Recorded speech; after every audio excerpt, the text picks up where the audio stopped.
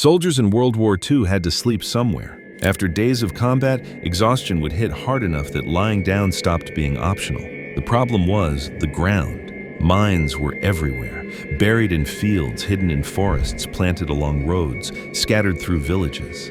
North Africa alone saw 500,000 mines laid in defensive belts. The Eastern Front had millions more, most of them unmarked.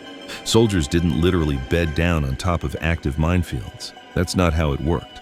What actually happened was worse. They rested in zones engineers had cleared using bayonets and guesswork in the dark. They slept in areas that were probably safe, probably. The mine that killed you might be 6 inches from where the engineer probed last night, or it might not exist at all. No way to know until someone stepped wrong. This is about trying to rest when the ground beneath you can't be trusted. Picture a soldier lying in a foxhole after 3 days of fighting. His body demands sleep, every muscle aches, his hands shake from exhaustion. He needs to rest or he'll collapse during the next attack. So he lies down in the dirt and closes his eyes. Under him, maybe 6 inches down, there could be a mine, or there might not be. The engineers cleared this area yesterday. They probed the ground with bayonets every few inches. They marked safe paths with white tape. They did their job, but their job involved crawling through darkness, stabbing dirt at angles, hoping they didn't miss anything. The soldier lying down knows this. He also knows he has no choice. Sleep here or don't sleep at all. This wasn't soldiers deliberately bedding down in active minefields.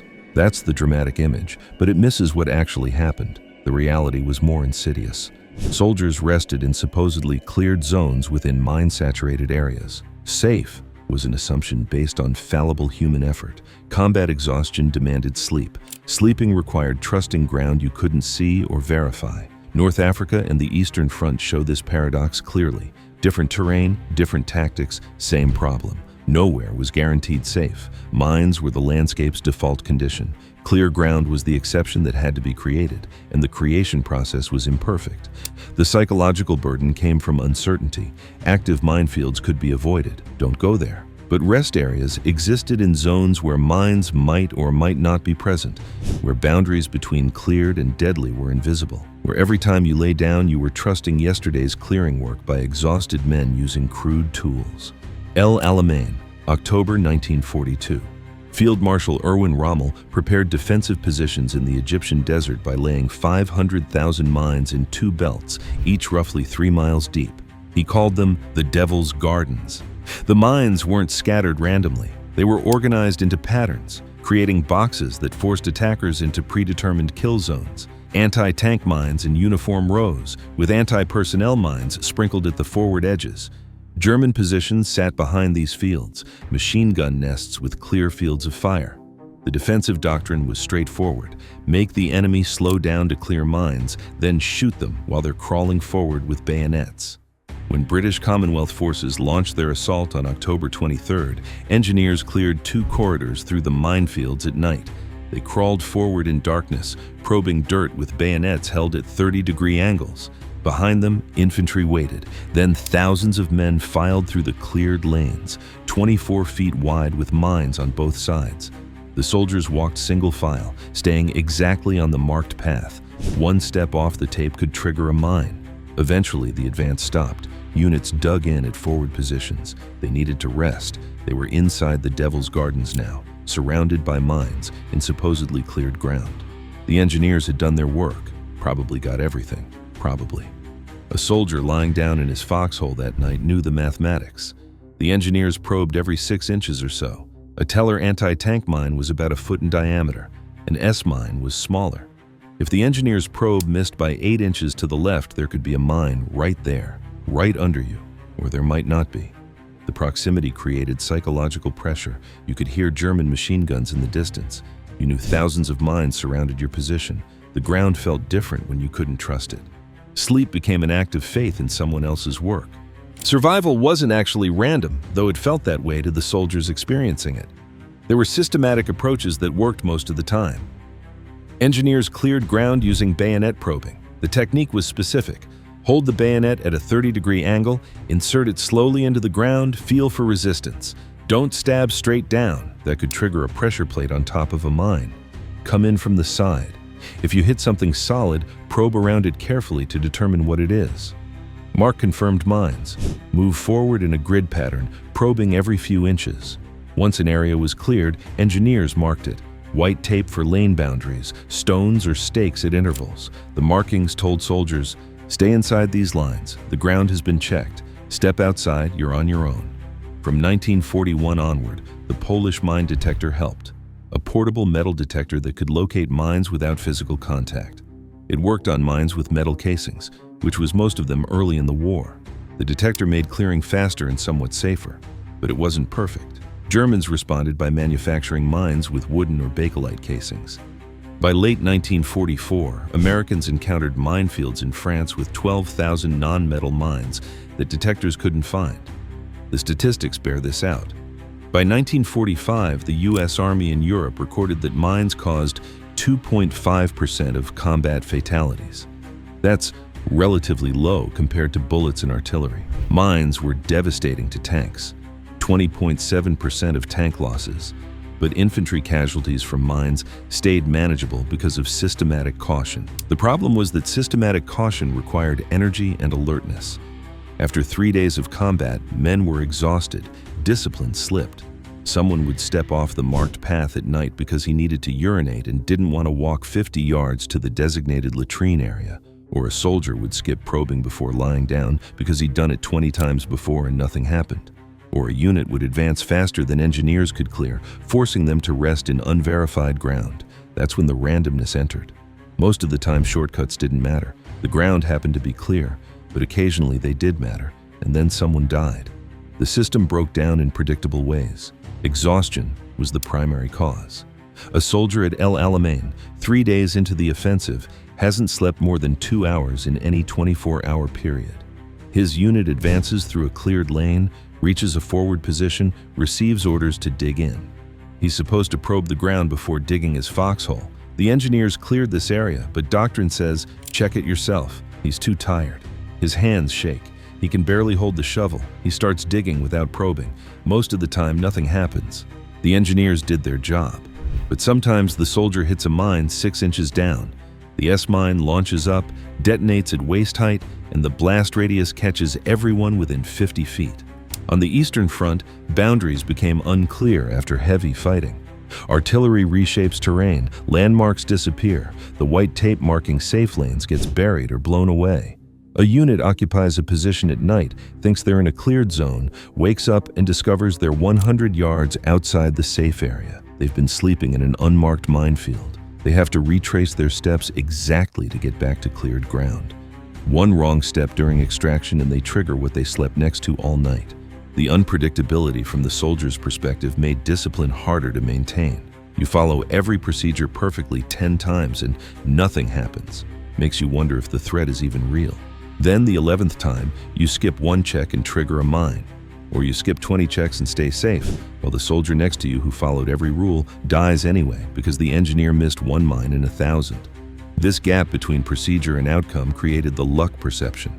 Soldiers couldn't see the statistical pattern, that caution reduced risk from 50% to 2.5%. They saw individual instances where caution failed or shortcuts succeeded. The psychological effect was believing survival was random when it actually wasn't. Soldiers had to rest despite the fear. That's the paradox. Combat exhaustion wasn't optional. Push too hard and men collapsed.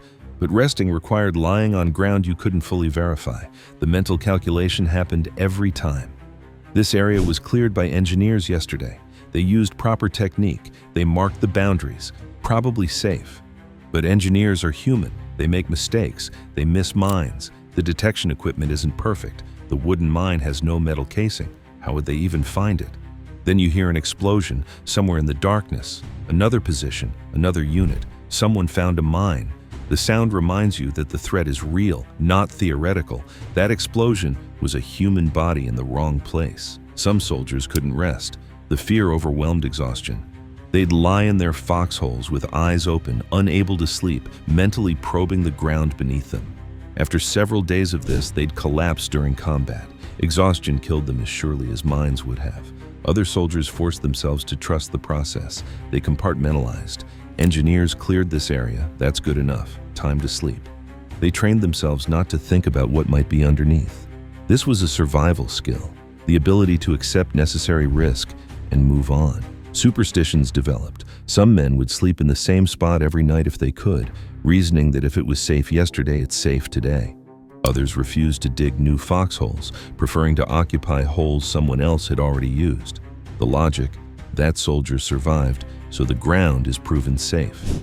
These weren't rational responses, but rationality breaks down under sustained stress.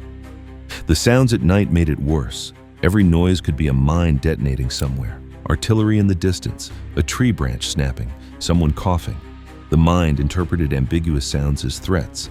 Sleep became fragmented. Wake up, listen, determine if that noise was dangerous, try to sleep again. Nightmares were common. Dreams about pressure plates under your bedroll. Dreams about hearing the click of a mine arming but not knowing where it is. Dreams about watching your own body fly apart from an S-mine blast. Soldiers would wake up sweating and have to remind themselves they were still alive, which meant the ground beneath them was actually safe. This time, the mental compartmentalization required was exhausting on its own. You had to hold two contradictory thoughts. This ground might kill me, and I need to rest here anyway. The cognitive dissonance wore soldiers down over time. First week, you're terrified. Second week, you're still scared but learning to function. Third week, you're numb. Fourth week, you're making mistakes because exhaustion overrides caution. Somewhere in the Egyptian desert, an engineer finishes probing a section of ground. He's been at it for 6 hours. His hands ache. He stabbed the earth with a bayonet every 6 inches in a grid pattern, marking safe zones with white tape. Behind him, infantry wait to advance. He's cleared 200 square feet tonight. He thinks he got everything. He's almost certain. Almost. A soldier will sleep on that ground in a few hours. He'll lie down in his foxhole, close his eyes, and trust that the engineer's work was thorough. He'll sleep because exhaustion gives him no choice. The ground beneath him will probably be safe. Probably. The image of soldiers sleeping in minefields suggests recklessness or desperation so extreme that men bedded down on top of known explosives. That's not what happened. The reality was quieter and more insidious. They slept on ground that had been checked by exhausted men using imperfect tools in darkness. They rested in zones where the boundary between cleared and deadly was invisible. They learned to trust procedures that reduced risk but couldn't eliminate it. This is the part that doesn't make it into the war stories. The explosions are dramatic. Those get remembered. The psychological erosion of trust in the ground beneath you doesn't photograph well. But it defined the experience of living in mine-saturated landscapes. Every step required calculation. Every rest required faith. The earth itself became suspect. The soldiers who survived didn't have special luck. They followed procedures when they could, cut corners when exhaustion demanded it, and benefited from systematic caution that usually worked. The ones who died weren't careless, and they were casualties of a system where usually works meant some people would inevitably become the exceptions. Sleep was supposed to be rest.